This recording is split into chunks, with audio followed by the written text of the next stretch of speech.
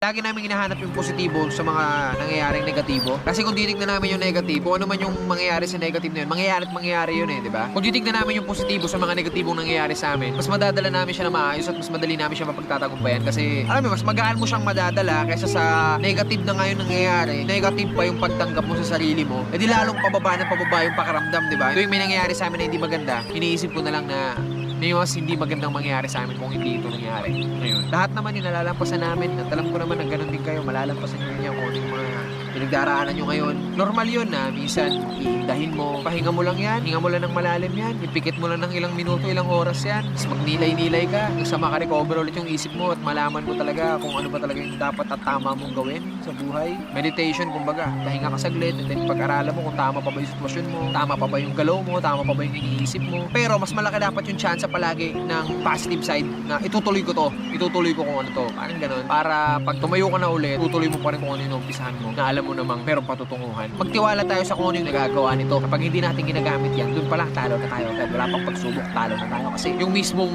kalakasan na meron tayo, which is yung ating hindi natin alam gamitin. Sayang, minsan hindi pumasok sa isip ko na wala na, talo na, lalo kong hanap ng paraan. Hindi mo pwede na kung ano yung nangyayari sa mundo, aantayin mo magbago pa yon bago ka pakikilos. Wala kang magagawa ron. Huwag naman sana, pero paano kung hindi na matapos to? Eh di wala na rin mangyayari sa buhay mo, kasi yun yung dahilan natin palagi na kung di nag-pandemic, okay ng buhay ko. Huwag nating sisihin lagi kung ano yung nangyayari. Dapat lagi tayong handa sa kung ano man yung ibabato sa atin. Minsan kailangan mong ikutin ng 360 yung buhay mo para makita mo pa yung kabilang banda ng buhay mo na may iba ka pa palang kayang gawin. Lahat ng mga suliranin natin sa buhay matatapos at malalampasan natin kapag ginamitan na natin ng isip at ng puso. Magiging masaya ba ako dito? Magiging masaya ba yung pamilya ko dito? Magiging maayos ba yung kinabukasan ko rito? Ang mundo pala, anumang oras pwedeng bumaliktad. Alam mo yun, nakakala mo nun, ito na yun. Akala mo ito na yung happy-go-lucky, ito na yung pinakamasayang sitwasyon. Ito na yung buhay ng tao habang buhay. Biglang pagising mo pala kinabukasan, bam!